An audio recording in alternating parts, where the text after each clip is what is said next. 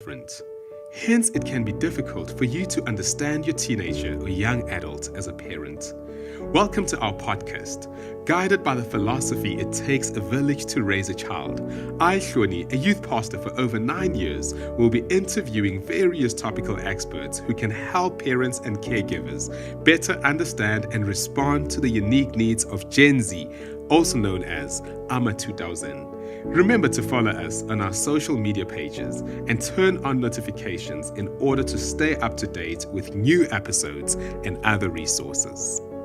I think it is highly relevant, your spirituality, when you are experiencing psychological problems, challenges. However, I think we're very complex human beings and individuals. And therefore, everything that we go through in life, whether positive or negative, has a biological aspect because we live in the body. It has a psychological aspect because we have a mind. It has a neurological aspect because we have a brain. And it has a spiritual aspect because we have a soul. So even if you are experiencing a technically mental health issue per se, it can affect your viewpoint on whether you believe God is present or whether you believe God is distant. But at the same token, you could be depressed. So the two can link in and influence one another. As I get older, the more and more allergic I'm becoming to fundamentalist Christianity. This idea that God can only be seen in a very specific way. And I think that takes away our free will to define our relationship with God in a proper two-way street. My understanding of God could help you, and your understanding of God could help me. So for example, an addiction where you just can't get rid of it, or you feel I can't get rid of depression, it takes me under, is I really believe that a stepping stone to God is another believer in those situations. Sure. So I'm always comforted by the fact when people that are experiencing challenges, mental health challenges, and they're feeling God is far away or God has got it in for them negatively, like condemning them, that another Christian can reassure them that even though your lens is dark, you're not seeing God clearly, I can see God more clearly for you on your behalf. And I can hold you accountable to getting back on track. And I can help you to get back on track. I think it's a good thing that adolescents and children ask questions about drugs, ask questions about sex workers, ask questions about contraception, ask questions about cannabis, ask questions about boyfriend-girlfriend relationships, girlfriend-girlfriend relationships. Ask whatever you want. Because you need to allow your children to have the thinking tools. That's important. My understanding of vulnerability, and it's taken a long time, it comes from the Latin vulno, which means wound. So we all wounded. When we're in mental distress, we start to close down our view of ourselves. And that's a very dangerous place to be, is to see ourselves in only one way. Because if you think about it, it's a paradox. How can I be whole but broken? Well, you are. Because you can be both at the same time. And that is the very difficult thing about becoming an adolescent. You've got to hold your own complexity. Hello and welcome to another episode of Podcast for Parents. We are excited today. We are joined by Dr. Christine Laidlaw, and we're going to be exploring how parents can help young people around mental health issues, but not only from an intervention point of view, but also just becoming aware of some of the mental health challenges that young people may be faced with. But before we go into all of that, I'm going to hand over to Christine for you to introduce yourself. I know you're a member here at Grace Point. You're part of the community, but for those who have not met you, if you'd care to introduce yourself. With pleasure. Thank you so much for inviting me, Heloni. So I'm Christine Laidlaw, and like Heleni said, I've been in the community since actually since I was a young child. But professionally, I'm a clinical psychologist and an associate professor at the University of South Africa. And the main campus is in Pretoria. But obviously, it's an ODL university, so it basically serves mostly South Africans, but also Africa and abroad. But my main focus is clinical psychology. Amazing, amazing. One of the things I've always enjoyed about having conversations with you is that not only, and this is my personal opinion, not only do you give like sound input as far as your area of expertise is concerned, but even like your theology. Often when I've had conversations with you, I leave feeling like there's a beautiful balance, to be quite honest. And that's why I'm really excited for this conversation. So now just going straight into it, I was actually shocked, Christine, to find out that there are Christians who do not necessarily believe in the scientific field, or rather engaging mental health through scientific methods. There's still Christians out there who strongly believe that when people go through mental health issues, they should just pray. If not for deliverance, they should just pray for God or repent from whatever it is that they're struggling with. Look, I think it is highly relevant, your spirituality, when you are experiencing psychological problems, challenges. However, I think we're very complex human beings and individuals.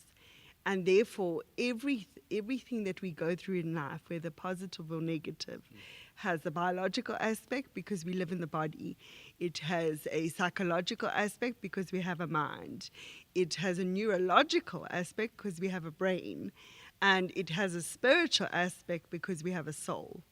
So even if you are experiencing a technically mental health issue per se, it can affect your viewpoint on whether you believe God is present or whether you believe God is distant.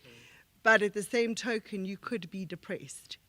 So the two can link in and influence one another. So I don't believe in only seeing one aspect because we're highly complex.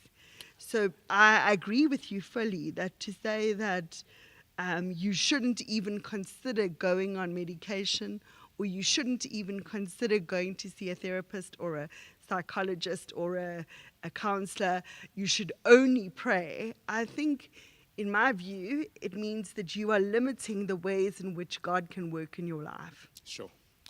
And that's very interesting, because now I remember having a conversation with some of our young adults. Yeah. And one of the things we're speaking about were the intersections between feeling condemned and going through a mental health dip. When you've adamantly thought to yourself, I want to quit this particular sin, I've been trying, and you find yourself, just struggling time and again. Or at times, that particular sin might be a source of escape. Yeah. And so you already, engage in certain behaviors because you're already going through a mental health dip, but at the same time, you're feeling condemned. And so I would imagine that the two then, would need both spirituality and therapy.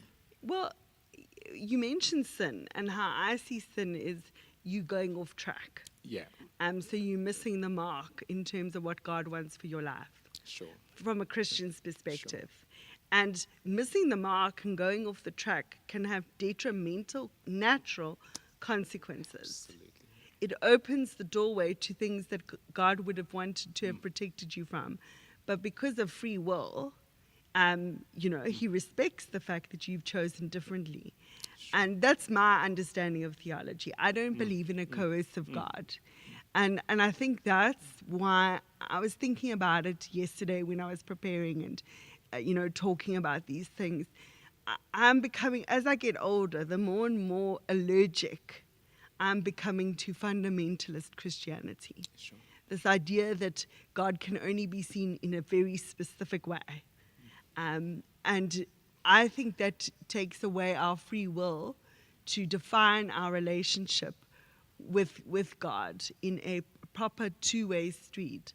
My understanding of God could help you, and your understanding of God could help me. But if we're insisting on utter rigidity, it's like saying that the only way to view you is my way. And what if your your friends or your family have a different way.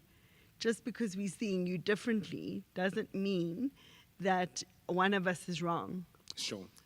Yeah. And so when you say that, Christians are struggling to work out, are they condemned or are they just having a mental health dip? I think it's different lenses. You can feel condemned because you feel, where is God? Maybe God is punishing me. But that's a very Old Testament idea, that God is getting out his lightning rod and he's going to punish you. Not to say, it's interesting, I say that, but now I've just thought of a caveat, that even in the New Testament, God does have a lightning bolt.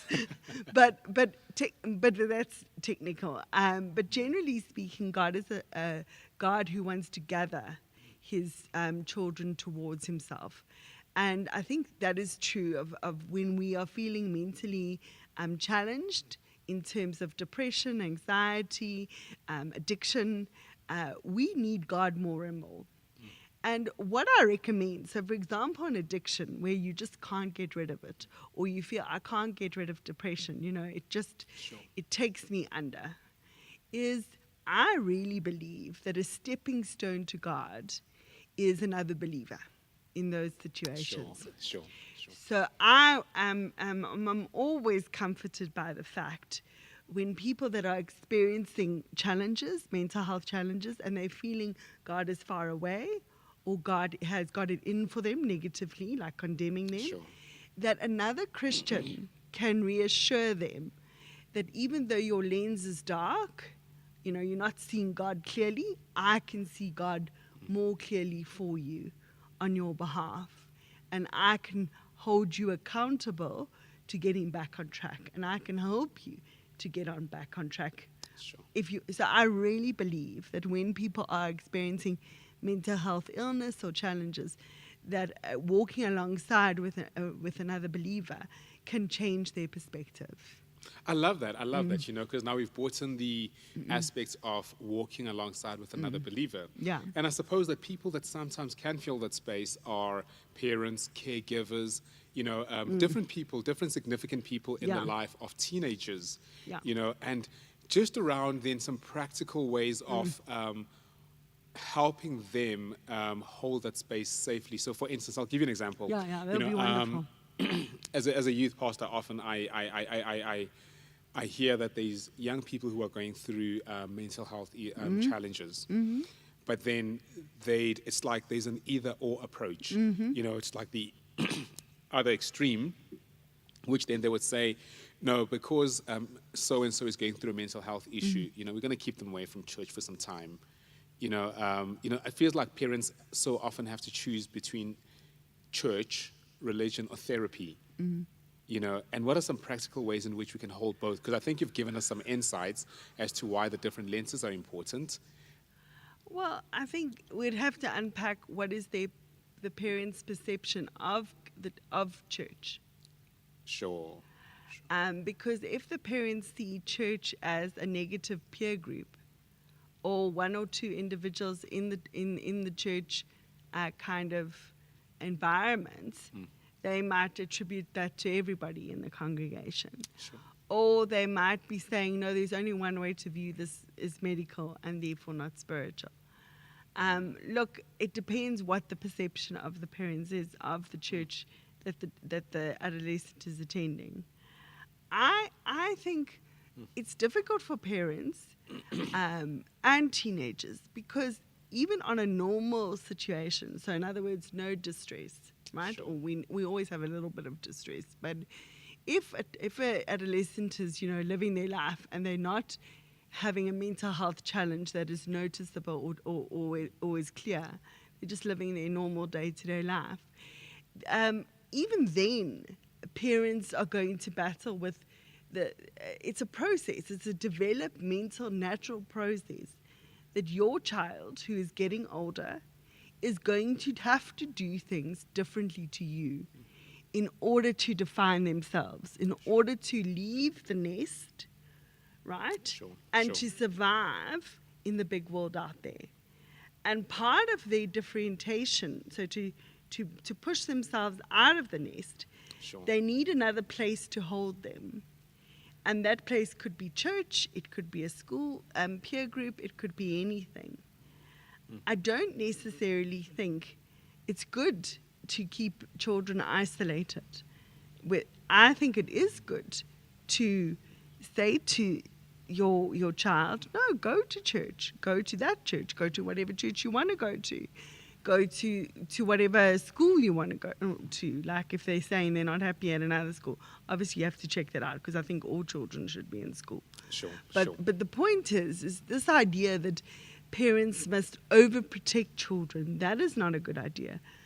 I think what parents need to do is they need to pay attention to the feedback that comes from these different places outside of the home, Sure. so that they can help their children manage complexity. So these are the positives of church. These are the negatives. That aspect of church you need to be careful of. This Sure. aspect of church, you know. So my big thing, and this is the gift of the Holy Spirit, is discernment. So we as parents and as adults that look after children in whatever capacity, whether you're a teacher, a therapist, a parent, a caregiver, a headmaster, whatever your role as an adult looking out for children, we can't overprotect them and have all the discernment in our own head, right? All Sure. the rules in our own head, and we're making the decisions and we're calling the shots. You may do that for a 2-year-old because they can't manage the world. But your child at the age of 18 or 19, depending on, when you decide to do tertiary education or to leave the family home, is you need to know that your child can have these skills.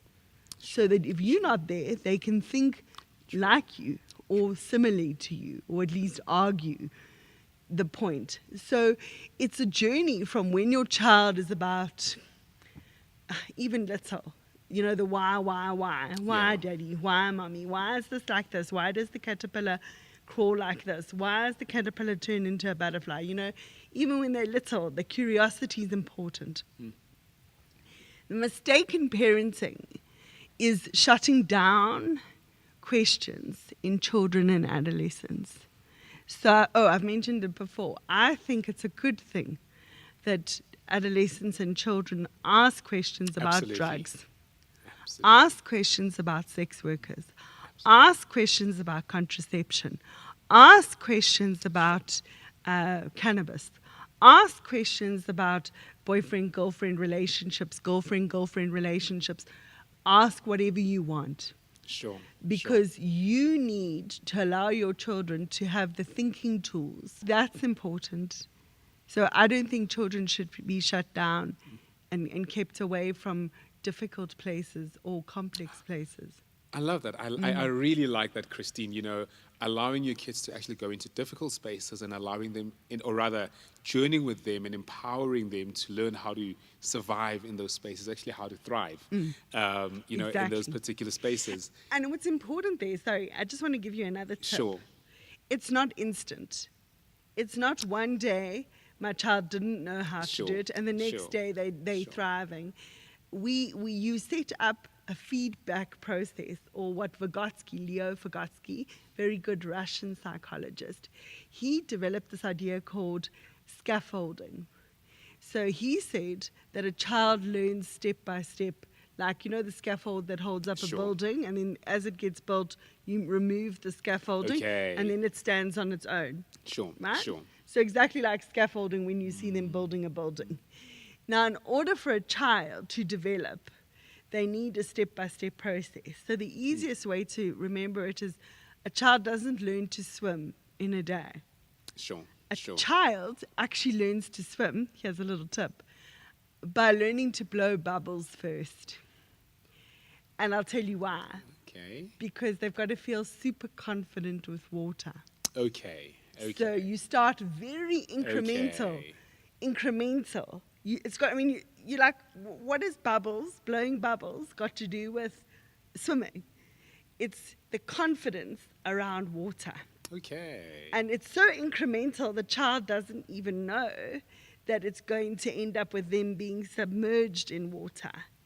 But the perception that I can control water or at least manage it is important. Okay. Because you actually truly can't manage water. But you need the confidence to believe how to navigate it. Yeah. So what I'm saying, and it's even true if you think of your driver's license. Sure. You can read that K53 as many times as you want. Am I right? And I'm sure many of the young people listening to this will identify. You can read that book 100 times. You can identify everything and how to do the traffic circle and whatever. But until you get in that car, you really don't know if you really know. True. Yeah, and it's the same with the Christian life. A parent can have a list of rules and say, I expect you to do this. But until you're living your day-to-day reality, you don't know the applicability of that rule.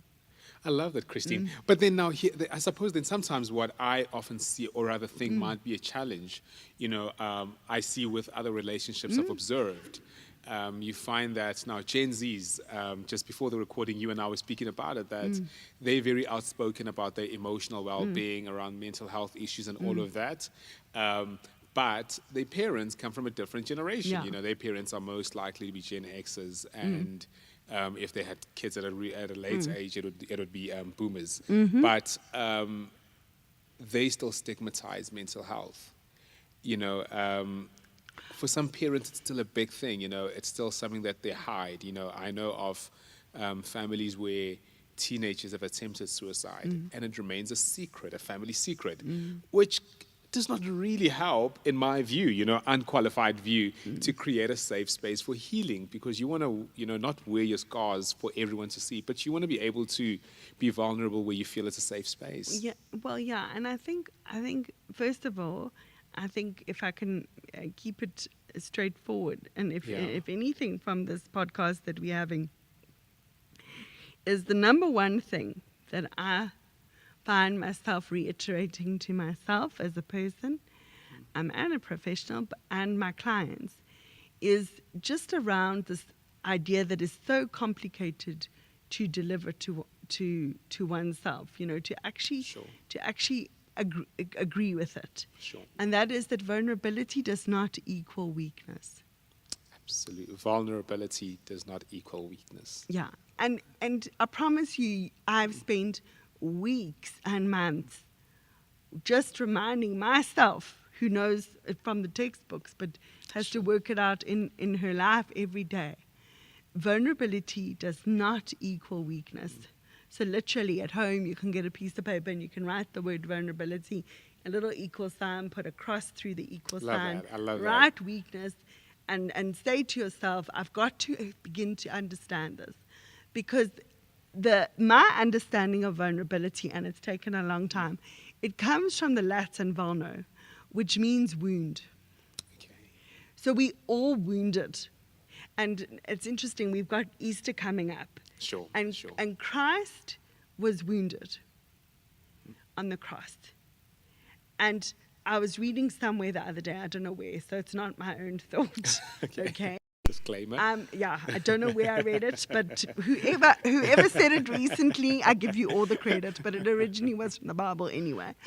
But the most important thing for Thomas was to see the scars of Jesus, to know that it was the living Christ, the resurrected Christ. I actually think it was from this book called The Scars That Shaped Me. And that it was written by a Christian. I must just remember her name. But the point I'm making is that wounds are part of being human. That's another thing. That. Yeah. And until we help our children to absorb, and our cousins and our nieces and whoever, until we give permission to ourselves and the people we love and the people we don't even like, permission to this idea that I have to agree that I'm human. Sure. And if I agree I'm human, then that means I will be wounded in this life. And because I'm wounded doesn't mean I'm broken. And that comes from my own therapist. That's not mine. Sure. Because I'm wounded, but it does not mean that I'm broken. Yes. And, or she put it another way, is because you're broken doesn't mean you aren't whole. Sure. And I think we tend to say it's either or, like you said. Yeah. And that's the problem. When we're in mental distress, we start to close down our view of ourselves. And that's a very dangerous place to be, is to see ourselves in only one way. Sure. Because if you think about it, it's a paradox. Okay. How can I be whole but broken? Well, you are. Because you can be both at the same time. Sure. And that is the very difficult thing about becoming an adolescent. Is you've got to hold your own complexity. You can't oversimplify things anymore. And then what becomes the role of parents in all of that, especially if they're still stigmatizing mental health? I think the important thing is for parents to sit with themselves and to say, or go to therapy. I'm a big fan of therapy. Sure. Right? I think you can parent very well, good enough. No one's perfect. I think Sure. you can parent good enough if you have internalized a protective, emotive, emotional laden understanding of how to protect your vulnerable inner child. So your perception of yourself as a child, which is still living inside of you, needs to be parented every day. And that's a very prominent thought across the schools of psychology. And if we were to have a Bible study, not that we are, but it's an interesting one to do for yourself as a parent, Sure. right? And even important for adolescents to do is to say, let me read my Bible over time and find all the parenting images that I resonate with in the Bible. And it's important that, I always say, it's important that it resonates with you down to your skin. Sure. And it feels real to you. In other words, almost like you can feel it on your skin. Because then the Bible is living inside of you. Sure. And so I don't believe people should just pick a verse because somebody told them it's a good verse. It's a living word, so it needs to make sense to you. Today. Yeah. I love that, Christine, because I can tell you now, I already have a Bible lesson from what you've shared today. I'm really thinking post-Easter, post-resurrection, when Jesus shows Thomas his scars, that he's wounded, but it does not mean that he's not the resurrected Lord. Yes. Though wounded, So there we go. I've got a lesson from you. Thank you for that.